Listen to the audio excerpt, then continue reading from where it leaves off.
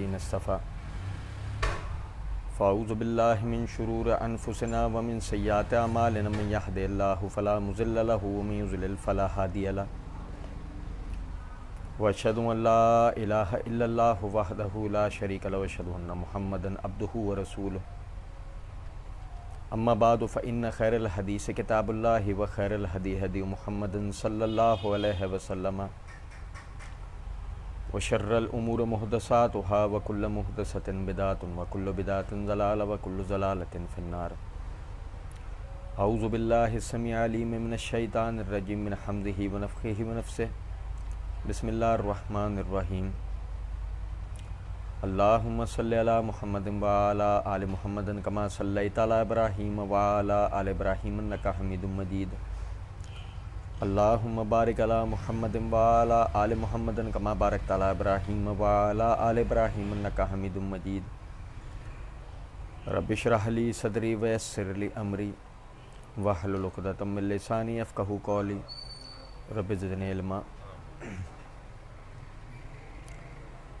هل ينظرون الا ان تأتيهم الملائكة او يأتي ربك او يأتي بعض آيات ربك يوم يأتي بعض آيات ربك لا ينفع نفسا إيمانها لم تكن آمنت من قبل او كسبت في إيمانها خيرا قل انتظروا إنا منتظرون ان الذين فرقوا دينهم وكانوا شيعا لست منهم في شيء انما امرهم الى الله ثم ينبئهم بما كانوا يفعلون من جاء بالحسنة فله عشر امثالها ومن جاء بالسيئة فلا يجزى الا مثلها وهم لا يظلمون۔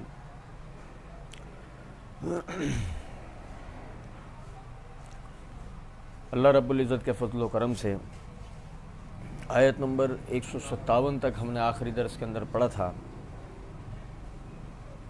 آیت نمبر 158 سے آیت نمبر 160 تک آپ بھائیوں کے سامنے پڑھا ہے۔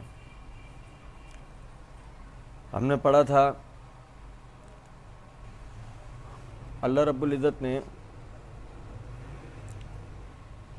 یہود و نصارہ دونوں اہل کتاب کا ذکر کرتے ہوئے فرمایا ان تقولوا انما انزل الکتاب علی طائفتین من قبلنا، کہ تم کہو اس کے سوائے نہیں کہ اتاری گئی تھی کتابیں ہم سے پہلے دونوں گروہوں پر۔ وَإِن كُنَّا عَن دِرَاسَاتِهِمْ لَغَافِلِينَ، ہم اس کے پڑھنے پڑھانے سے بے خبر تھے۔ یعنی کیا مطلب اس بات کا کہ کبھی وہ یہ کہا کرتے ہیں، جیسے کہ آگے آیت میں ہے یہ بات، کبھی وہ یہ کہتے ہیں کہ تم پر اہل کتاب یہود و نصارہ کی طرح کتاب کیوں نہیں اتری؟ اب لطف کی بات یہ ہے کہ کتاب ان پہ اتری ہوئی کون سی تم نے پڑھ لی؟ اگر مثال کے طور پہ آپ یہ سوال کریں کہ بھئی آپ پر کتاب نہیں اتری، ٹھیک ہے، تو جن پہ اتری تھی وہ پڑھ لی تم نے؟ نہیں، وہ بھی تو نہیں پڑھی۔ تم کہتے ہو کہ جی ہمارے سامنے فرشتہ تمہاری طرف وحی لے کر آئے، یہ بالکل وہ اعتراض ہے جو بنی اسرائیلیوں نے موسیٰ علیہ السلام سے کہا تھا کہ ہمارے سامنے جو ہے وہ رب تجھے کتاب دے تو اس سے کلام کرے۔ اصل میں جو تابعداری ہے، تسلیم کرنا ہے، وہ سب سے پہلے اس قاعدے پہ ہے الذین یؤمنون بالغیب، جو چیزیں ان سے غیب پر ہیں وہ ان پر ایمان لاتے ہیں۔ ایک ایمان لانے والے کی سب سے پہلی بات یہ ہے کہ بھئی آپ نے پہلے ایمان لے کر آنا ہے، آپ نے عمل کرنا ہے، ایمان لانا، عمل کرنا، اب اس کے بعد آپ کا سوال کرنا، تحقیق کرنا بہت اچھی بات ہے، سیکھنا بہت اچھی بات ہے۔ کیونکہ دیکھیں یہ بات سمجھنے کی ہے، وہ قوانین جن پر عمل کرنا آپ پر بحیثیت شہری لازم ہے، وہ آپ کو سمجھ آئے نہ سمجھ آئے، پہلے آپ نے ان کو پڑھنا، ان پر عمل کرنا ضروری ہوتا ہے۔ بعد میں آپ ان کی تحقیق کر لو، وہ آپ کے لیے صحیح ہیں غلط ہیں، بات کی بات ہے۔ وہ کوڈ کے لاز یا تعلیمی اصولیات کہ جو آپ کے لیے ماہرین نے بنائے ہیں، ان کی روشنی میں پڑھنا اور اپنے لیے فیصلے کروانا یہ آپ کے اوپر لازم ہے. اب بعد میں آپ تحقیق کر لو وہ صحیح ہیں یہ نہیں, وہ آپ کو سمجھ آ رہے ہیں نہیں آ رہے, وہ بات کی بات ہے. لیکن اگر آپ اس سے پہلے بجائے اس کے کہ تسلیم کریں آپ انکار کر دیں, عمل نہ کریں, تو پھر نتیجہ دنیاوی فساد اور آخرت کی نافرمانی, آخرت کی ناکامی ہے. اب جیسے کہ اللہ نے آگے فرمایا فَقَدْ جَاءَكُمْ بَيِّنَةٌ مِّن رَبِّكُمْ وَهُدًى وَرَحْمَةٌ, اور البتہ ان کے رب کے پاس سے ان کی طرف روشن دلیل, ہدایت اور رحمت آ گئی. یعنی وہ الہامی تعلیمات کہ جس کی ضرورت ہر بندے کو دنیاوی کامیابی اور آخرت کی نجات کے لیے ضروری ہے, وہ اس کے پاس آ گئی. آج ہمارے ہاتھوں میں بھی ہے. لیکن پھر کیا, فمن اظلم ممن کذب بآیات اللہ وصدف عنہا, پھر اس سے بڑھ کر ظالم کون جو اللہ کی آیات کو جھٹلائے اور اس سے منہ پھیرے, اس سے کترائے, جیسے کہ ان لوگوں نے کیا جیسے آج ہم لوگ کرتے ہیں. ہمیں اللہ کے احکامات پتہ ہیں کہ یہ احکامات ہیں, نہیں پتہ تو ہمیں یہ پتہ ہے کہ یہاں سے پتہ لگ سکتے ہیں, قرآن سے احادیث سے پتہ لگ سکتے ہیں, لیکن ہم اس سے منہ پھیرتے ہیں, اس کو پڑھنا سمجھنا ہی نہیں چاہتے اور اس کے مطابق اپنی زندگی گزارنا ہی نہیں چاہتے. اب فرمایا هل ينظرون الا ان تاتيهم الملائکۃ, پھر کیا وہ منتظر, یعنی کہ پھر کیا وہ انتظار کر رہے ہیں اس بات پر کہ فرشتے آ جائیں. سمجھے ذرا اس بات کو, فرشتے آ جائیں کا کیا مطلب ہے. دیکھیں آپ سورہ اعراف پڑھیں, تاریخ کا مطالعہ کریں. اللہ رب العزت نے عاد و سمود, قوم شعیب, قوم لوط کے لیے بطور عذاب فرشتوں کو بھیجا. فرشتے اترے, شہر کے شہر, بستیوں کی بستیاں تباہ و برباد کر گئے. اچھا آج بھی ایسا ہوتا ہے, عذاب نازل ہوتے ہیں اللہ کے, لے کر فرشتے اترتے ہیں, لیکن اس کی پیشگی اطلاع, جیسے پہلے جب عذاب آیا کرتے تھے اس کی پیشگی اطلاع بعض مرتبہ 10, 15, 20 دن 25 دن پہلے دی جاتی تھی, مہینے پہلے دی جاتی تھی. نوح علیہ السلام نے اپنی قوم کو خبردار کیا, ہود علیہ السلام نے اپنی قوم کو خبردار کیا, صالح علیہ السلام نے اپنی قوم کو خبردار کیا. لیکن نبی صلی اللہ علیہ وسلم کے آ جانے کے بعد اور اس دین کے مکمل ہو کے آپ کے اپنے رب کے پاس چلے جانے کے بعد جو عذاب کی پیشگی اطلاعات ہیں وہ آج سے 1450 سال پہلے دی گئی ہیں. 10-15 دن پہلے کی بات نہیں ہے, یہ مہینے بھر پہلے کی بات نہیں ہے. وہ پہلے سے خبردار کر دیا گیا ہے کہ انفرادی یا اجتماعی دونوں صورتوں میں اگر ایک آدمی اللہ کے دین کے اوپر عمل نہیں کرتا اور اس میں ڈٹا اختیار کرتا ہے, اللہ رب العزت اس کے اوپر عذاب نازل کرے گا. تو فرمایا کیا وہ فرشتوں کو اترنے کا انتظار کر رہا ہے, او یاتی ربک, یا تیرا رب آئے. تیرا رب آئے سے مراد قیامت کا آ جانا. اللہ رب العزت کے آنے سے مراد کیا ہے, قیامت کا آ جانا. او یاتی بعض آیات ربک, یا تیرے رب کی کچھ نشانیاں آ جائیں. کچھ نشانیوں سے مراد کیا ہے, یہاں پہ مفسرین نے جو لکھا ہے وہ آثار قیامت. جیسے کہ ابو ہریرہ رضی اللہ عنہ کی مشہور حدیث ہے, صحیح مسلم کے اندر فرمایا کسی آدمی کا بھی ایمان لانا ان 3 علامتوں کے ظاہر ہونے کے بعد اس کو فائدہ نہیں دے گا. نمبر 1 دجال کا ظاہر ہونا, نمبر 2 زمین کے جو جانور کا نکلنا, اور نمبر 3 سورج کا مغرب سے طلوع ہونا. ان 3 نشانیوں میں سے کسی ایک کے یا ان تینوں کے ظاہر ہونے پر اگر کوئی ایمان لاتا ہے اس کا ایمان لانا اس کو فائدہ دے گا نہیں. فرمایا یوم یاتی بعض آیات ربک لا ینفع نفسا ایمانھا, کہ جب تیرے رب کی نشانیاں جس دن آ جائیں گی اس دن کسی بھی ایمان لانے والے کا ایمان اس کو فائدہ نہیں دے گا. لم تکن آمنت من قبل, یعنی جو اس سے پہلے ایمان نہیں لے کر آیا تھا, جو اس سے پہلے ایمان نہیں لے کے آیا تھا. مثلا آدمی 2 کیفیتوں میں ہوتا ہے, ایک ایمان لانے والا, ایک ایمان لے آنے کے بعد غافل ہونے والا. تو ایک جو ایمان لایا ہی نہیں تھا اس کا ایمان لانا اب اس کو فائدہ دے گا؟ نہیں. او کسبت فی ایمانہا خیر، یا جو پہلے ایمان لایا تھا اعمال نیک نہیں کیے، اب اگر مثال کے طور پر وہ اعمال کرتا ہے، ایمان اب یہ دیکھنے کے بعد وہ اعمال کرتا ہے، اس کے اعمال کرنا اس کو فائدہ دیں گے؟ نہیں. اچھا پھر یہ بھی بڑی غور طلب بات ہے. دیکھیں اللہ رب العزت نے یہاں پر ایمان کا ذکر کرا کہ بندے کے لیے فائدہ ایمان لانا ہے، یعنی اللہ رب العزت نے جو احکامات نازل کیے ان پر جوں کا تو بندہ ایمان لے آئے. پھر دوسری چیز او کسبت فی ایمانہا خیر، وہ جو ایمان لے کر آیا ہے اس پہ وہ عمل کرے، جو ایمان لایا ہے اس پر وہ عمل کرے. یہ بھی لازمی ہے کہ اگر وہ ایمان لے آنے کے بعد وہ عمل نہیں کرتا، اس کے ایمان کی اللہ کی بارگاہ میں کوئی حیثیت نہیں ہے. اچھا پھر دوسری بات سمجھیں، چلو وہ جن کو عمر عطا ہوئی وہاں تک کی، ان کا تو سمجھ میں آتا ہے یہ ساری بات.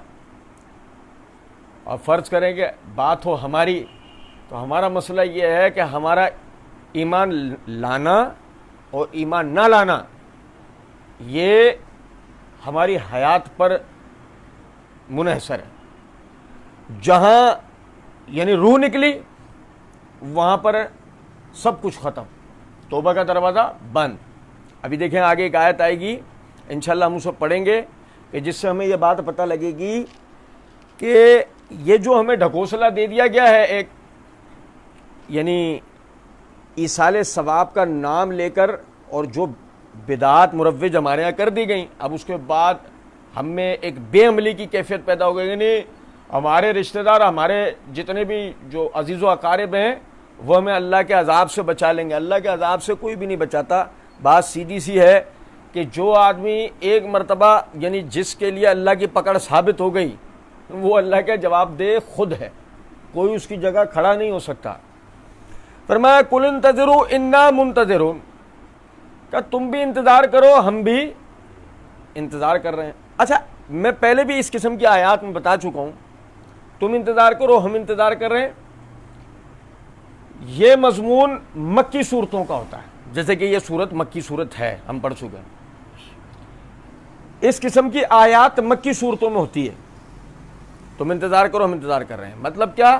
مطلب یہ کہ جب تک اسلام کا غلبہ نہیں ہوتا، اسلام قائم نہیں ہوتا، اس وقت تک ایک مسلمان کا یعنی چونکہ نماز، روزہ، حج، زکوٰۃ یہ سب چیزیں نافذ نہیں کر دی گئی ہوتی ہیں. ہم دیکھیں نا شرعی حکومت میں تو معاملہ یہ نا، ایک آدمی نماز نہیں پڑھتا، کیوں نہیں پڑھتے ہو یار؟ کیوں اللہ کے عذاب کو دعوت دے رہے ہو؟ زکوٰۃ نہیں دیتا، کیوں نہیں دیتے یار؟ کیوں اللہ کے عذاب کو دعوت دے رہے ہو یار؟ زکوٰۃ دو. اب میری بات سمجھ رہے ہیں؟ شرعی حکومت میں نماز نہیں پڑھتا، نماز پڑھو، نہیں پڑھتا اس کو درے مار کے بھی پڑھوایا جائے گا. زکوٰۃ نہیں دیتا، درے مار کے بھی دلوایا جائے گا. وہاں یہ بات تھوڑی ہوگی کہ تم بھی اللہ کے عذاب کا انتظار کرو ہم بھی دیکھیں گے. شرعی حکومت میں ایسا نہیں ہوتا. مدنی صورتوں میں کہیں بھی آپ کو اس قسم کی بات نہیں ملے گی کہ جس میں یہ مسلمانوں کو کہا گیا ہو کہ تم اب ان کو یہ کہو، کیونکہ وہاں اسلام کا، مدینے میں اسلام کا نفاذ ہوا اور اب ہر آدمی پر عمل کرنا لازم ہوا. ایمان لاتا ہے ٹھیک ہے، نہیں لاتا جزیہ دے، وہ بھی نہیں کرتا جنگ کرے گا، جنگ کے لائق نہیں ہے ملک بدر ہوگا.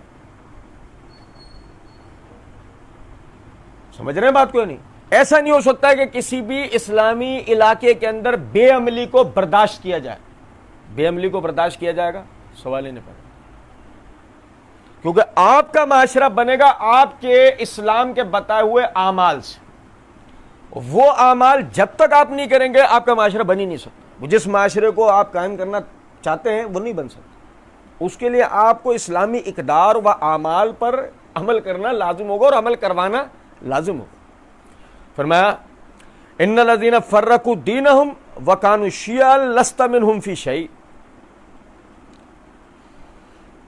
فرمایا ان الذین فرقوا دینہم، وہ لوگ کہ جنہوں نے اپنے دین کو ٹکڑے ٹکڑے کر دیا. وہ لوگ کہ جنہوں نے اپنے دین کو ٹکڑے ٹکڑے کر دیا. کون لوگ؟ میں آپ کو توجہ دلاتا ہوا آ رہا ہوں. اہل کتاب. کون لوگ؟ اہل کتاب، ایک دفعہ پھر پس منظر کو سمجھیں، پھر اس آیت کو سمجھیے گا۔ پس منظر یہ ہے، نبی صلی اللہ علیہ وسلم نے نبوت کا اعلان کرا، اللہ رب العزت کی وحی پا کر اس پر لوگوں کو مطلع فرمایا، لوگوں یہ عقائد تمہیں اختیار کرنا ہے، یہ اعمال تمہیں کرنا ہے، یہ اللہ کی توحید ہے، یہ آخرت کا تصور ہے، یہ تقدیر ہے، یہ جزا و سزا ہے، یہ میزان ہے، یہ فرشتے ہیں، یہ فرشتوں کا تصور ہے، یہ جنات کا تصور ہے۔ اس طرح انبیاء آئے، اس طرح انہوں نے دعوت کا کام کیا، اس طرح ان پہ کتابیں اتری، اور ان کتابوں کے ساتھ یہ ہوا۔ اب میری بات سمجھ رہے ہیں؟ پھر اب تمہیں نماز پڑھنی ہے، روزہ رکھنا ہے، زکوٰۃ دینا ہے، حج کرنا، جو بھی۔ اب مسئلہ یہ ہے، میں آپ کو شروع دن سے بتاتا ہوا آ رہا ہوں، آپ جب اسلام کو قبول کر لیتے ہیں تو آپ کے لیے اب کوئی مذہب نہیں رہ جاتا، اس مذہب کا کوئی عقیدہ یا کوئی عمل نہیں رہ جاتا، آپ کے لیے کوئی دوسرا معیشتی طریقہ نہیں رہ جاتا کہ آپ نے اسلام بھی قبول کر لیا اور معیشتی طریقہ آپ کے لیے فلاں ہے، کیا آپ اس سے 2-3 چیزیں لے سکتے ہو، آپ کو ایسا کوئی اختیار دیا گیا نہیں، آپ اسلام لے آنے کے بعد آپ کوئی الگ سیاسی طریقہ کچھ نہیں، آپ نے اسلام قبول کر لیا، استنجا کرنے سے لے کے پوری دنیا پر حکومت کرنے تک کا جو بھی معاملہ ہے وہ اس اسلام نے دیا، آپ نے اس کے اوپر عمل کرنا ہے۔ اب معاملہ یہ ہے، جسے نماز نہیں پڑھنی وہ اس دین کو برداشت نہیں کرے گا، جسے زکوٰۃ نہیں دینی وہ اس دین کو برداشت نہیں کرے گا، جو چاہتا ہے اس کے معاشرے سے زنا ختم نہ ہو وہ اس دین کو برداشت نہیں کرے گا، جو چاہتا ہے اس کے معاشرے میں سود رہے وہ اس دین کو برداشت نہیں کرے گا، جو چاہتا ہے اس کے معاشرے میں حدود کا نفاذ نہ ہو۔ چور چوری کرتا ہے، سنو یہ بھی بڑی غور طلب بات ہے، چور چوری کرتا ہے، آپ دیگر چیزیں چھوڑ دو، آپ انسانی حقوق کا پاپا کھلا کے آپ یہ کہو نہیں دیکھو جی ہاتھ کاٹنا ہے وحشیانہ سزا ہے، آپ اس کو زیادہ سے زیادہ جیل کے اندر ڈال دو، زیادہ سے زیادہ جیل میں ڈال دو، جیل سے مطلب جیل میں وہ 2 سال 3 سال 5 سال کی سزا کاٹ کر آئے۔ اب اگر مثال طور پہ اس قسم کی قوم کے آگے آپ چور کی سزا ہاتھ کاٹنا رکھتے ہیں، وہ برداشت کریں گے؟ قتل عمد کی سزا اگر آپ یعنی گردن کاٹنا بتائیں، اسلام نے گردن اڑا دینے کا حکم دیا تو ان کو سمجھ آئے گا؟ شادی شدہ زانی کا رجم کرنا یہ سمجھ میں آئے گا؟ نہیں۔ دوسرے چھوڑو، انہی کو دیکھ لو۔ یہی وجہ آپ دیکھیں فرانس میں اور دیگر ممالک میں آپ کے آج کے زمانے میں آپ کی جو اسلامی حدود ہیں ان کے خلاف باقاعدہ قراردادیں منظور ہوتی ہیں آج کے دور میں، چھوڑیں اس وقت کو۔ اب ایک عربی کا محاورہ ہے، عوام اپنے بادشاہ کے دین پر ہوتی ہے۔ سنیں، دوسری باتیں چھوڑیں، مختصراً ایک بات، عوام اپنے بادشاہ کے دین پر ہوتی ہے۔ کیا مطلب؟ بادشاہ کا جو دین ہوگا وہ بعض مرتبہ زبردستی بھی مسلط کرتا ہے کس پر؟ عوام پر۔ سمجھ رہے ہیں بات کیوں نہیں؟ اب صورتحال ایسی ہے کہ وہ جو سرداری والا نظام تھا عربوں کا، جس میں شرک پنپتا تھا، شرک ترقی کرتا تھا، وہ سرداری والے نظام وہ پبلک کو اسی کے اندر لگا کے رکھتے تھے، اسی نظام کے اندر، وہ اسی یعنی طور طریقے کے اندر۔ لازمی سی بات ہے، اس کے خلاف جب آپ نے اسلام کو بیان کرنا ہے تو اب انہوں نے کیا کرنا ہے؟ انہوں نے اپنے ہاتھ پیر تو چلانے نا، ہم سے ہماری سرداریاں چھن جائیں گی، ہم سے ہمارے معاملات چھن جائیں گے۔ ایک شرابی بولے گا مجھے شراب چھوڑنی پڑے گی، ایک چور بولے گا مجھے چوری چھوڑنی پڑے گی، ایک سود خور بولے گا مجھے سود خوری چھوڑنی پڑے گی۔ لازمی بات ہے، کیسے برداشت کریں؟ انہوں نے بہت سارے ہیلے، بہت سارے بہانے، بہت ساری ڈھٹائیاں کی، انہی کے اندر انہوں نے ایک کام یہ بھی کیا، وہ یہود و نصارہ کے علماء سے جا کے ملے، ان سے جا کر کہا بھئی آپ کو تو پتہ ہی ہے اس طرح کا معاملہ، اب اس کے خلاف مطلب کیا ہے آپ بتاؤ؟ نہیں وہ رسول نہیں ہے۔ وہ یہود و نصارہ کے علماء کہ جو اپنی کتابوں میں نبی صلی اللہ علیہ وسلم کے لیے پیشن گوئیاں پاتے تھے، جو یہ پاتے تھے اپنی کتابوں میں کہ آخری نجات دہندہ یہی ہیں، ان کے بعد کوئی نہیں آنا، جو یہ پاتے تھے کہ شریعت کے تکمیل اللہ جو کرے گا وہ ان کے ہاتھوں کرے گا، اور دنیا پہ حکومت وہی آدمی کر سکتا ہے جس نے اپنا ہاتھ ان کے ہاتھ میں دے دیا، جس نے ان کے دین کو قبول کر لیا، لائے ہوئے دین کو قبول کر لیا، جس نے اس پر عمل کر لیا۔ لیکن وہ ایک تعصب جو ان کے دماغ کے اندر آ چکا تھا کہ نہیں تسلیم کرنا، انہوں نے یہ جانتے ہوئے بھی ہاں رسول ہے انکار کیا، اور اب جب یہ لوگ آئے تو ان کو بھی وسوسہ دے دی، نہیں رسول نہیں، ٹھیک، پھر کیا؟ اس سے یہ سوال کرو، اس سے یہ بولو، اس کو یہ بولو، پڑھتے بارے میں صورت میں کچھ تو چیزیں۔ اب اللہ رب العزت نے ایک اشارہ دیا بڑا غور طلب، فرمایا وہ لوگ کہ جو نبی صلی اللہ علیہ وسلم کے ساتھ جڑ رہے ہیں، آپ کی بات کو سن رہے ہیں، اسلام کو قبول کر رہے ہیں، سمجھو ذرا غور طلب بات، ذہن میں خیال تو اٹھتا ہے نا، آج بھی ہوتا ہے، آج بھی اگر کسی کو سمجھاؤ ذہن میں یہ اتنے بڑے بڑے جو علماء ہیں ان کو اپنے آخرت کی فکر نہیں ہے، بھائی میرے آج بھی ہوتے ہیں نا، ذہن میں سوال آتا ہے اتنے بڑے بڑے علماء ہیں یار، ہم سے زیادہ یہ جانتے ہیں کتابوں کو، ان کو نہیں پتہ ان باتوں کا، یہ ہوتا ہے نا۔ فرمایا ان الذین فرقوا دینہم وکانوا شیعا لست منہم فی شیء، فرمایا وہ لوگ جنہوں نے اپنے دین کو ٹکڑے ٹکڑے کر دیا، ان الدین عند اللہ الاسلام، دین تو واحد ہے، یہاں آیت میں بھی واحد استعمال کیا اللہ نے، ان الدین عند اللہ الاسلام، اللہ کے نزدیک ہمیشہ سے دین کیا ہے؟ اسلام ہے۔ موسیٰ علیہ السلام پہ کیا نازل ہوا تھا؟ اسلام۔ عیسیٰ علیہ السلام پہ کیا اترا؟ اسلام۔ یہودیت نہیں، عیسائیت نہیں۔ ان الذین فرقوا دینہم، وہ جنہوں نے اپنے دین کے ٹکڑے ٹکڑے کر دیے، لفظ اللہ نے کیا استعمال کیا؟ فرقوا، یہ فرق کی جمع ہے، فرقوا، جنہوں نے اپنے دین میں ٹکڑے ٹکڑے کر دیے، فرقے در فرقے ہو گئے، وَكَانُوا شِيَعًا، وہ گروہ در گروہ ہوئے، لَسْتَ مِنْهُمْ فِي شَيْءٍ، تمہارا ان سے کوئی تعلق نہیں ہونا چاہیے، لَسْتَ مِنْهُمْ فِي شَيْءٍ، کسی معاملے میں بھی نہیں، کچھ بھی نہیں، تھوڑا بھی نہیں، تمہارا ان سے کوئی تعلق۔ کیا کیا گیا ہے انہوں نے؟ ان الذین فرقوا دینہم، انہوں نے اپنے دین میں تفرقہ کیا ہے، انہوں نے اپنے دین میں تفرقہ کیا، وَكَانُوا شِيَعًا، وہ گروہ در گروہ ہو گئے، وہ گروہ در گروہ ہونے میں مطمئن ہیں، متذبذب نہیں ہے، وہ گروہ در گروہ ہونے میں مطمئن ہیں، متذبذب بھی ہو تو سمجھ میں آتی ہے بات، مطمئن ہے، دھڑلے سے اس کے دلائل دیتے ہیں۔ فرمایا لست منہم فی شیء، تمہارا ان سے کوئی تعلق نہیں ہونا چاہیے۔ سمجھیں بھائی، ان الذین فرقوا دینہم، وہ جنہوں نے اپنے دین میں ٹکڑوں، مثال کے طور پہ یہود کے وہ دو گروہ جن کو اللہ رب العزت نے ہی سورہ بنی اسرائیل میں اللہ نے ان کا ذکر کر رکھا، دو گروہوں کا۔ تو بھائی ہفتے کے دن شکار سے روکنے والے اور ہفتے کے دن شکار کرنے والے، نہیں سمجھے؟ دو گروہوں کا تو اللہ نے ذکر کیا نا۔ یا چلو دو گروہ، وہ جو یوشع بن نون کو موسیٰ علیہ السلام کا جانشین سمجھتے ہوئے ان کی خلافت کو تسلیم کرتے ہیں، اور وہ جو نہیں تسلیم کرتے ہیں کہتے ہیں ہارون کو ہونا چاہیے تھا۔ دو گروہوں کا تو اللہ رب العزت نے بھی ذکر کیا نا، ٹھیک ہے؟ آپ سمجھیں۔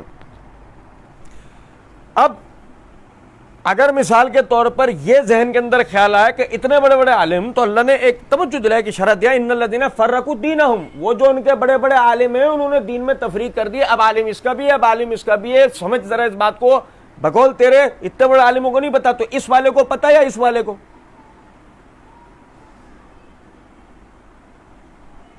پتا کون سے والے کو ہے؟ اس کو یا اس کو؟ اور آخرت کی فکر اس کو نہیں ہے یا اس کو نہیں ہے؟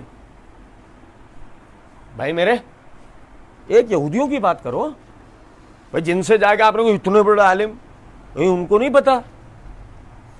تو اب ان میں یہ جو فرقے ہیں، اس کے پاس بھی عالم، اس کے پاس بھی عالم، اب ذرا سمجھو ذرا اس بات کو، اب آخرت کے بارے میں اس کو نہیں پتا ہے اس کے والے علماء کو، یا اس کے والے علماء کم جانتے ہیں؟ یہ آپس میں فیصلہ کر کے تمہیں بتا دیں گے، یہ آپس میں فیصلہ کر کے تمہیں بتا دیں گے یا آپس میں فیصلہ کر کے تمہیں بتا نہیں سکتے, تم ان کے عالم ہونے کے سرٹیفکیٹ خود سے جاری کر رہے ہو, تم ان کے آخرت کی فکر مند ہونے کے سرٹیفکیٹ خود سے جاری کر رہے ہو, یہ آپس میں تو فیصلہ کر نہیں پا رہے ہیں بھائی میرے.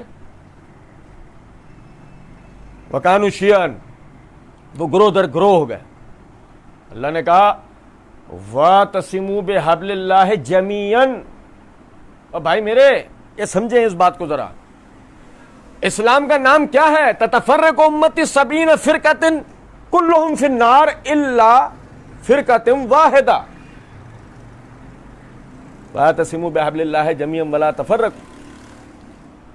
فرمایا رسول اللہ صلی اللہ علیہ وسلم نے یہ جو فرقوا دینہم کی تشریح کیا ہے؟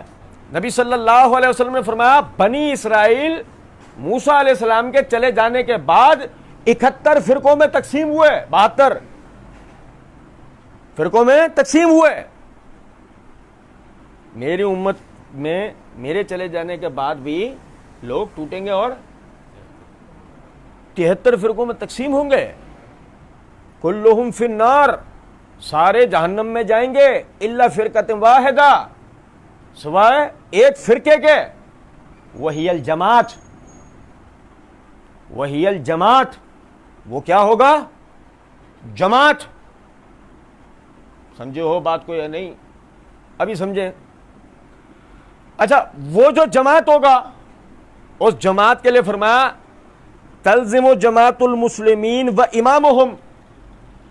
یہ جو مسلمانوں کی جماعت ہے یہ اور اس کے خلیفہ سے, اس کے امام سے تم آپ کیا کرنا؟ چپکے رہنا. اس کا مطلب یہ جماعت کہاں سے چل رہی ہے؟ رسول اللہ صلی اللہ علیہ وسلم کے زمانے سے نا. اچھا یہ جماعت کون سی تھی؟ دیکھو غور طلب نکتہ ہے, علماء اصولیین نے ہر دور میں اہل بدعت کے مقابلے میں جو حضرات کتاب و سنت کے پیروکار تھے ان کا تعارف کروایا اہل سنت والجماعت. بھائی میرے اہل سنت والجماعت کا مطلب کیا ہوتا ہے؟ نبی کے طریقے پر عمل کرنے والے. اہل سنت کے معنی نبی کے طریقے پر عمل کرنے والے, الجماعت صحابہ کی مکمل جماعت کو تسلیم کرنے والے. یہ الگ سے جماعت بنانے والے نہیں, آپ سمجھو, یہ الگ سے کسی بنی ہوئی جماعت کے ساتھ لٹک جانے والے نہیں. اہل سنت والجماعت یعنی رسول کے طریقے پر عمل کرنے والے, الجماعت صحابہ کی پوری جماعت کو تسلیم کرنے والے بلا تفریق, ابو بکر سے لے کے واصلہ بن اسقع تک, اعلیٰ سے لے کے ادنا تک, سارے کے ساروں کو الصحابۃ کلہم عدول, اس پر ایمان لانے والے یہ لوگ. اور اس کو ایک حدیث میں کیا فرمایا؟ کلہم فی النار, سب جہنم میں جائیں گے, الا فرقۃ واحدہ, سوائے ایک کے, وہی الجماعت. اور وہ کون ہے؟ جماعت جو تفرقہ نہیں. وہ کیا ہے؟ وہ کیا ہے میرے بھائی؟ جماعت. وہ تفرقہ میں نہیں ہے, وہ جماعت. تلزم و جماعت المسلمین, پھر اس جماعت کا وصف آیا. وہ جماعت کون سی ہے؟ تلزم و جماعت المسلمین, وہ مسلمانوں کی جماعت ہے. اب وہ جو مسلمانوں کی جماعت وہاں سے یہاں تک, بھائی میرے کچھ سمجھ رہے ہیں بات کو یا نہیں؟ یہ ایک دوسرے کے پیچھے عقائد و اعمال میں مماثلت رکھنے والے ہوں گے, مخالفت رکھنے والے نہیں ہوں گے.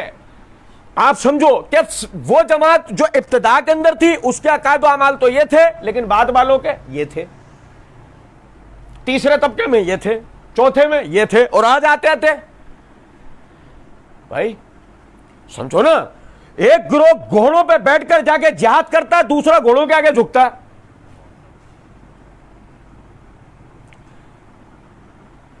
ایک اسلام کے جھنڈے کو فتح یابی کے لیے اٹھاتا ہے, دوسرا چومنے چاٹنے کے لیے اٹھاتا ہے.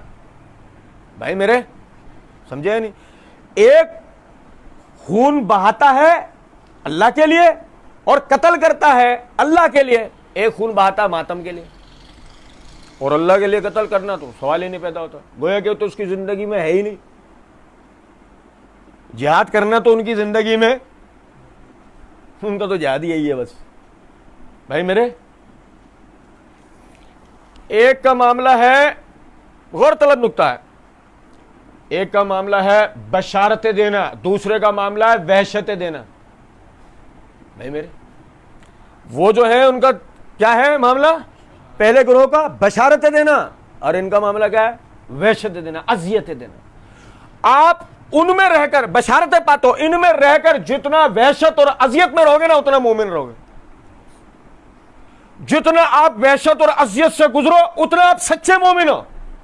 کتنا فرق ہے، دیکھو یہ ہے بات جو میں بتانا چاہ رہا ہوں۔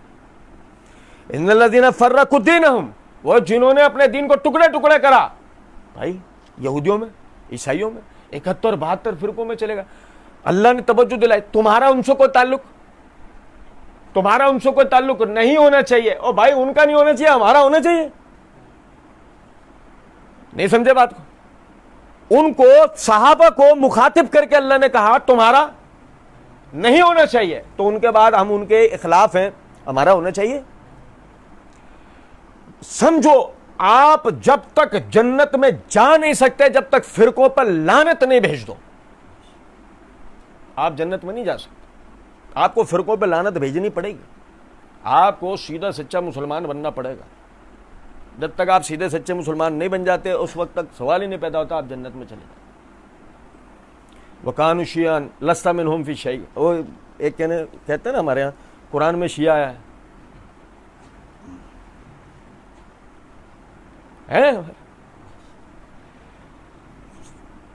پچھلے دنوں تو ایک اور بھی ملا تو کہتے جمعیت علماء اسلام بھی آیا ہے، سب آ سکتا ہے۔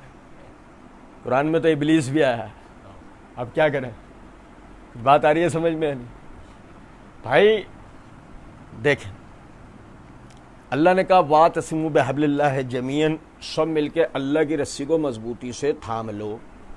جماعت کا طریقہ اس میں بتا دیا گیا کہ جماعت کا طریقہ یہ، اور ایک حدیث نے وضاحت بھی دے دی۔ پہلے اس آیت کو دیکھو کہ ابن عباس رضی اللہ عنہ سے پوچھا گیا کہ حضرت ہے، جواب میں کہا ہی الکتاب والسنہ، وہ اللہ کی کتاب اور سنت ہے، وہ اللہ کی کتاب اور سنت ہے۔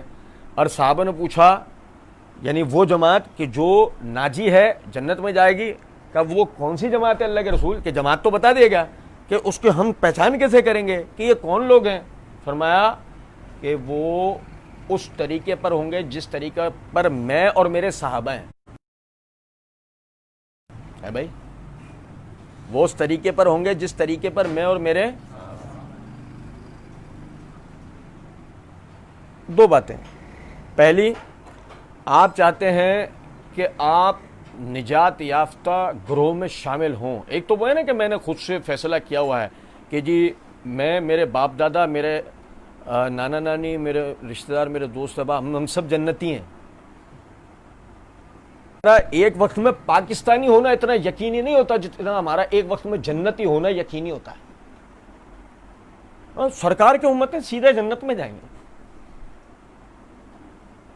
نہیں سمجھے بات کو؟ سرکار کے امتی ہیں سیدھے جنت میں جائیں گے۔ پیدا جنت کے لیے کیے گئے تھے غریب، دنیا میں تو بس ایسے ہی آ گئے۔ نہیں سمجھے؟ دیکھیں غور طلب بات، اگر ہم ایک سچے طالب علم کی طرح، اور سلمان فارسی رضی اللہ عنہ جسے نہیں جنت کو ڈھونڈتے پھر رہے، نجات کو ڈھونڈتے پھر رہے تھے، ادھر جوانی پوری لگا دی صرف اس چکر میں کہ مجھے نجات کا رستہ مل جائے، اللہ مجھ سے راضی ہو جائے، اس کی پوری جوانی لگا دی انہوں نے۔ پہلے تو ہمیں یہ سمجھنا پڑے گا ہم ناجی گروہ میں سے ہونا چاہتے ہیں نہیں ہونا چاہتے ہیں؟ بھائی بالکل ہونا چاہتے ہیں۔ نجات یافتہ گروہ سے تعلق رکھنا چاہتے ہیں نہیں رکھنا؟ بھائی رکھنا چاہتے ہیں۔ بھائی نجات یافتہ گروہ حدیث میں بتایا گیا کہ وہ کون ہے؟ وہ اس پر ہوں گے جس پر میں اور میرے، وہ اس طریقے پر ہوں گے جس پر میں اور میرے صحابہ کا جو طریقہ ہے۔ گروہ ایک ہی ہے، جماعت جب سے اب تک ہے، ٹھیک ہے؟ طریقہ اس کا کیا ہوگا؟ جس سے اس جماعت کی پہچان ہوگی وہ اس پر ہوگا جس پر میں اور میرے صحابہ ہیں۔ نجات یافتہ گروہ کی پہچان یہ ہے کہ صحابہ کے طریقے کے اوپر ہوگا۔ اب اس میں پہلا نقطہ یہ نکل کر آیا، اب جو بغض صحابہ کا شکار ہے وہ نجات یافتہ میں سے نہیں ہے۔ ایڑیاں رگڑ کے بتا دے کوئی کسی بھی طرح کہ نہیں یہ مومن یہ وہ مومن ہے جیسے میں نے بھی عرض کیا نہیں کہ ہم جنتی ہیں، یہ اس طرح مومن ہے۔ ہمارے میں جعلی NIC، جعلی پاسپورٹ، جعلی شناختی کارڈ، جعلی چیزیں بنوا لیتے ہیں، ایسے یہ جعلی مومن ہے، خود سے مومن بن کے بیٹھ گیا یہ۔ بات آ رہی ہے سمجھ میں؟ نہیں کیا ہو جنت میں جائے گا؟ آ جائے گا. یہ شداد والی جنت تو ہو سکتی ہے, اللہ والی یہ اللہ والی جنت نہیں ہو سکتی. بات آ رہی ہے سمجھ میں؟ نہیں, کیونکہ اس کے لیے اصول بتا دیا گیا, مانا علیہ و اصحابی, وہ اس طریقے پر ہوگا جس پہ میں اور میرے اصحابی, میرے صحابہ ہیں. اب اگر مثال کے طور پر آپ بغض صحابہ کا شکار ہیں, صاف ستھری بات ہے آپ نجات یافتہ گروہ میں شامل ہی نہیں ہیں, دیگر بات تو دور کی. آپ بنو, آپ اہل بیت سے محبت کرنا ڈکوسلا ہے, اہل بیت سے محبت کرنا ہے, یہ سب ڈکوسلا ہے, طریقہ وہی ہوگا. پھر دوسری بات بھائی سمجھیں, جو صحابہ کا طریقہ تھا اس میں اگر ہم سمجھیں تو ان کے پاس دو چیزیں تھیں. ان کے پاس کیا تھیں؟ دو چیزیں, اللہ کی کتاب اور اس پر رسول اللہ صلی اللہ علیہ وسلم کی تشریح. ان کے پاس کوئی تیسری چیز تھی؟ صحابہ کے پاس تھے ابو بکر, صحابہ کے پاس تھے عمر, صحابہ کے پاس تھے عثمان, صحابہ کے پاس تھے علی, صحابہ کے پاس تھے عبداللہ بن مسعود, صحابہ کے پاس تھے ابی بن کعب, صحابہ کے پاس تھے زید بن ثابت, صحابہ کے پاس تھے معاذ بن جبل, صحابہ کے پاس تھے ابو موسیٰ اشعری, صحابہ کے پاس تھے عائشہ ام المومنین رضوان اللہ علیہم اجمعین. میں نے یہ تمام ان حضرات کے نام دیے ہیں جو صحابہ میں اہل فتویٰ تھے. صحابہ سب موجود ہیں, فتویٰ کس سے پوچھا جاتا تھا؟ ان حضرات سے. صحابہ موجود ہیں, فتویٰ ان حضرات سے پوچھا جاتا تھا. یہ صحابہ کے اہل علم ہیں. صحیح, غور طلب نکتہ ہے. ان کے پاس قرآن اور حدیث, ان کے پاس علماء, ایسے ان سے فتویٰ پوچھا جاتا ہے. سمجھیں, کبھی ایسا نہیں ہوا. کبھی دیکھو نا صحابہ کے شاگردوں, انس بن مالک کے شاگرد ہیں محمد بن سیرین, کیا کہتے ہیں؟ جو تجھے یہ لوگ اللہ کی کتاب اور اس کے رسول کی سنت کے مطابق بتائیں اس کو قبول کر لے, جو اپنی رائے سے بیان کرے اسے کوڑے کے ڈھیر پر ڈال دے. کس کے شاگرد ہیں؟ انس بن مالک. سیکھا کس سے؟ انس بن مالک کے شاگرد ہیں. یہ اس طرح بولنا, یہ اس طرح کا نظریہ, یہ نظریہ کس سے سیکھا ہے؟ یہودیوں سے, عیسائیوں سے. کس سے سیکھا؟ صحابہ سے. جو تجھے اللہ کی کتاب اور سنت کے مطابق بتائے قبول کر, جو اپنی رائے سے بتائے کوڑے کے ڈھیر میں پھینک. آپ دیکھیں ان کے پاس ابو بکر عمر عثمان والی سب ہیں. کسی کی رائے پوچھی جاتی ہے؟ کیا پوچھا جاتا ہے؟ فتویٰ. کس میں؟ قرآن اور حدیث میں. ایسے ہی وہ قرآن اور حدیث بتاتے ہیں. حتیٰ کہ عبداللہ ابن مسعود رضی اللہ تعالیٰ عنہ فرماتے ہیں کہ مجھے قرآن کی کسی آیت کے بارے میں یہ پتہ لگے کہ فلاں شخص کو اس کے بارے میں رسول اللہ صلی اللہ علیہ وسلم سے وہ بات پہنچی ہے جو مجھے نہیں پتا, اور اس کا گھر میرے گھر سے 6 مہینے کی مسافت پر ہو, کہ میں سواری پہ چڑھ کر اس کے گھر تک جاؤں تو گھر تک پہنچتے پہنچتے مجھے کتنا عرصہ لگے گا؟ 6 مہینے. تب میں سفر کر کے جاؤں گا, اس سے سیکھ کر آؤں. بھائی میرے, وہ اس طرح کے اہل علم لوگ ہیں. ان کا یہ تھوڑی ہے معاملہ کہ فلاں فقہ کے اندر یہ لکھا ہے, فلاں فقہ میں یہ لکھا ہے. وہ تو ایسے ان کے پاس علم نہ, وہ سیکھنے کے لیے جاتے ہیں. ان میں چھوٹے بڑے کی قید نہیں ہے. عبداللہ بن عمر رضی اللہ تعالیٰ عنہ سے سورہ بقرہ سیکھتے ہیں سعد بن ابی وقاص. 64 سال کا ادھیڑ عمر آدمی ایک بالغ لڑکے سے سورہ بقرہ سیکھ رہا ہے. ان میں عمر کا بھی کوئی مسئلہ نہیں. اصل بات یہ, وہ سب حضرات کیا ہیں؟ اہل علم, طالب علم, اہل علم, سیکھنے والے, سکھانے والے. مگر ابو بکر سے ان کی رائے پوچھی جاتی ہے؟ عمر سے, عثمان سے, علی سے. ابو بکر نے کوئی کتاب مرتب کی؟ ابو بکر نے اپنے دورہ حکومت میں, دورہ خلافت میں کوئی کتاب مرتب کی؟ ہاں, قرآن. بھول گئے کیا مرتب کیا؟ قرآن. عمر رضی اللہ عنہ نے اپنے دور میں اسی پہ کیا کام, عثمان نے اپنے دور پہ اسی پہ کام کیا. اسٹیج در اسٹیج تینوں حضرات نے اسی کتاب کے اوپر کام کیا. یہاں تک کہ یہ سلسلہ عمر بن عبدالعزیز رحمۃ اللہ علیہ تک چلا گیا ہے. اسی کتاب کی ترقی میں کیا چیز رہ گئی تھی کہ پہلے سب ہو چکا ہے, ایک کام رہ گیا, تشریح رہ گئی ہے. تشریح یعنی تشریح کتابی صورت میں نہیں آئی ہے. اس کے علماء ہیں کتنے؟ لاکھوں. اس تشریح کے لاکھوں علماء ہیں, مطلب کتابی شکل کے اندر نہیں ہے, زبانی چلتا ہے. زبانی صرف ایک کتاب ہے امت کے ہاتھ میں. کب تک؟ عمر بن عبدالعزیز رحمۃ اللہ علیہ کے زمانے تک کہ اگر کتاب کوئی پڑھائی جاتی ہے تو وہ کون سی ہے؟ جو تشریح نبی صلی اللہ علیہ وسلم نے اس کتاب کی دی وہ ذہنوں میں ہے، وہ صحیفوں میں ہے، چند لوگوں کے پاس، وہ علی کے پاس ہے، وہ عبداللہ بن عمر بن عاص کے پاس ہے، وہ ابو ہریرہ کے شاگردوں کے پاس ہے، وہ عائشہ کے پاس ہے، وہ سعد بن ابی وقاص کے پاس ہے، چند ایک لوگوں کے پاس ہے۔ عمر بن عبدالعزیز رحمۃ اللہ علیہ نے کیا کیا؟ اس تشریح کو کتابی صورت میں جمع کروانے پہ ہر یعنی عالم کو، ہر مفتی کو، ہر قاری کو، ہر مفسر کو، سب کو لگا دیا کام پہ، اس کے اوپر لگ جاؤ۔ اب سب نے تشریح بھی اکٹھی کری۔ بھائی قرآن، اس سے پہلے تک امت کے پاس کوئی کتاب نہیں ہے، قرآن کی تشریح بھی، اس کے اعراب پر بحث ہو گئی، اس کے شان نزول پہ بحث ہو گئی، آیت محکمات پر بحث ہو گئی، آیت متشابہات پر بحث ہو گئی، سب چیزیں کمپلیٹ ہو گئی۔ تو میں مختصر بات کر رہا ہوں، سب ہو گیا۔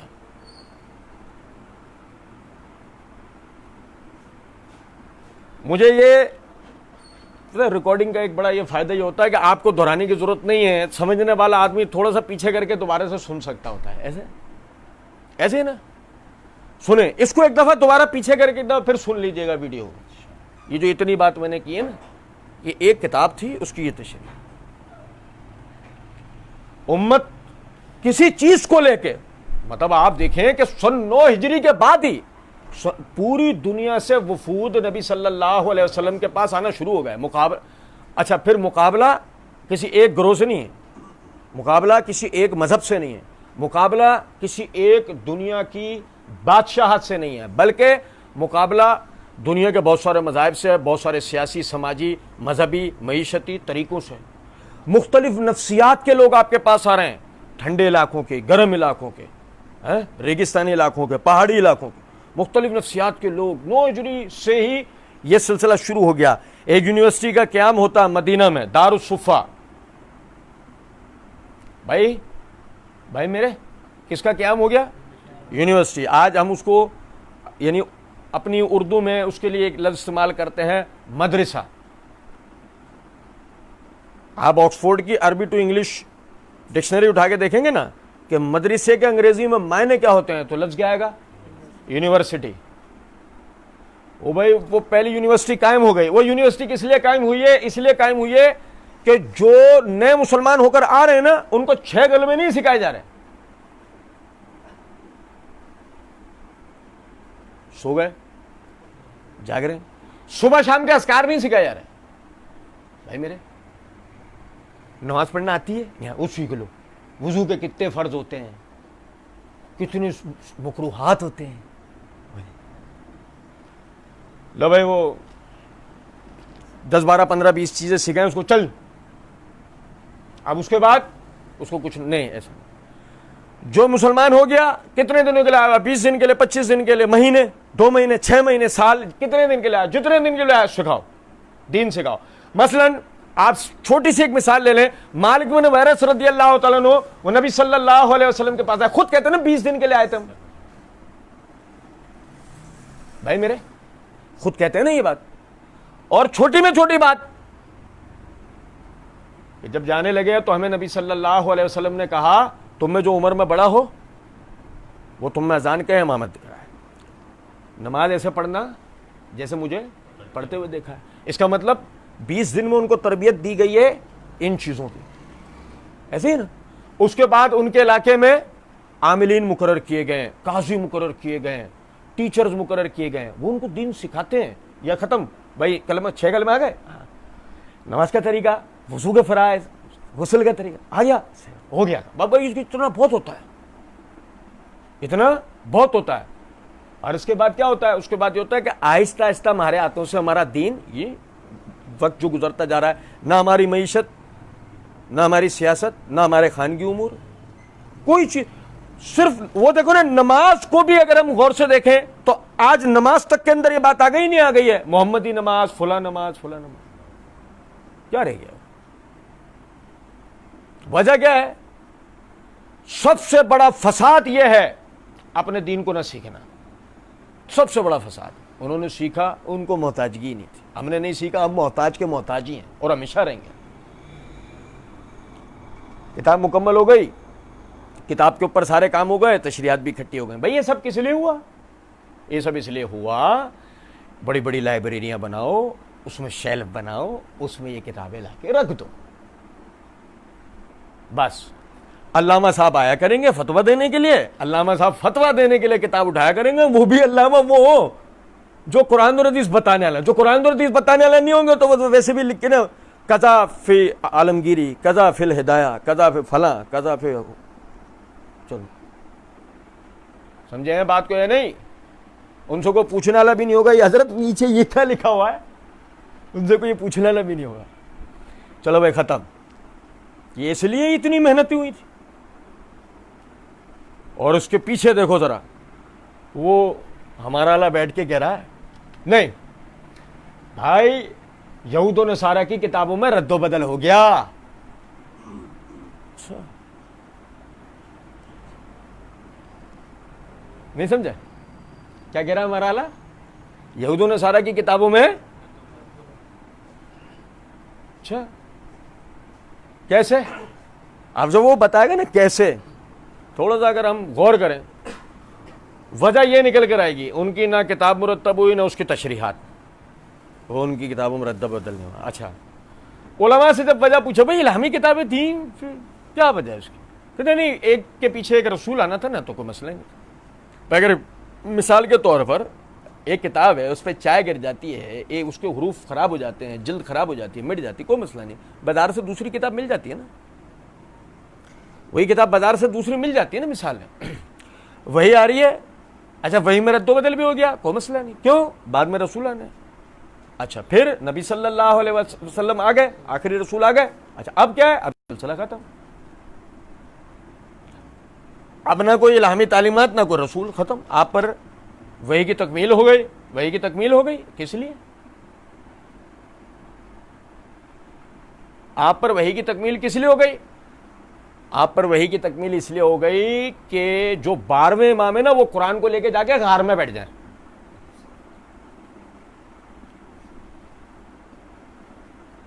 آپ پر وحی کی تکمیل اس لیے ہوئی کہ 12ویں امام اس قرآن کو لے آئے، سلسلہ بس سلسلہ اس کو لے کے جا کے غار میں بیٹھ جائیں اور قرب قیامت آئیں، اور قرب قیامت اصلی قرآن کے اوپر پھر لوگ عمل کریں. بھائی اس سے پہلے کیا؟ اس سے پہلے کچھ بھی نہیں. سینہ بسینہ روایات عمل کر لو، سینہ بسینہ روایات عمل کر لو.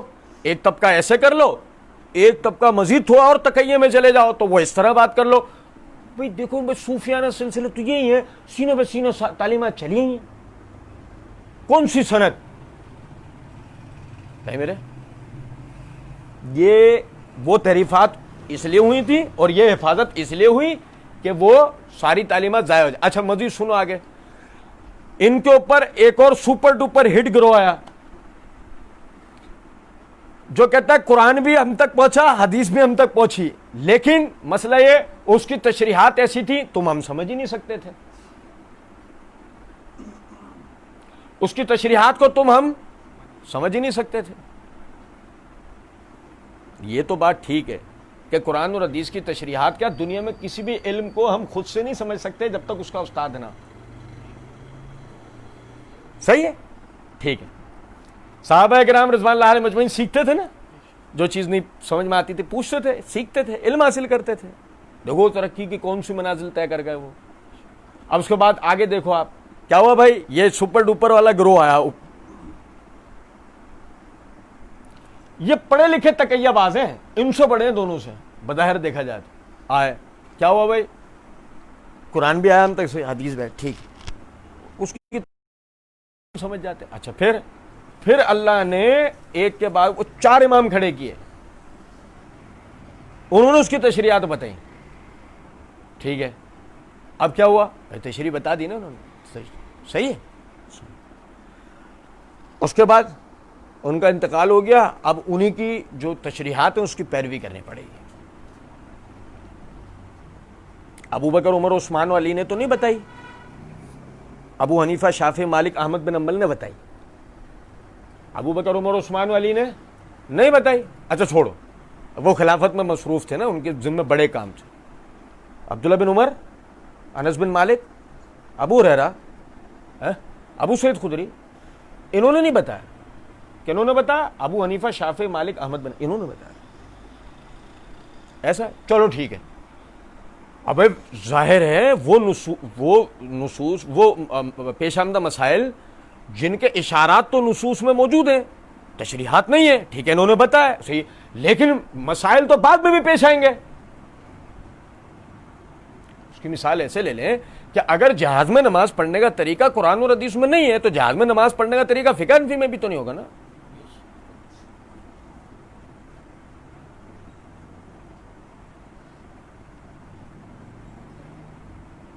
اب جہاد میں نماز پڑھنے کا مسئلہ پہ کس کی تقلید کریں؟ اور اگر مثال کے طور پر جہاد میں نماز پڑھنے کا مسئلہ لینے کے لیے آپ آزاد ہو کہ آپ اپنی اس فقہ کو چھوڑ کر کسی اور کی طرف جا سکتے ہو, تو آپ کو قرآن اور حدیث پہ عمل کی آزادی کیوں نہیں مل گئی؟ یا آپ نے لوگوں کو قرآن اور حدیث پہ عمل کی آزادی کیوں نہیں دے دی؟ بھائی میرے کچھ سمجھ رہے ہیں ہم بات یا نہیں؟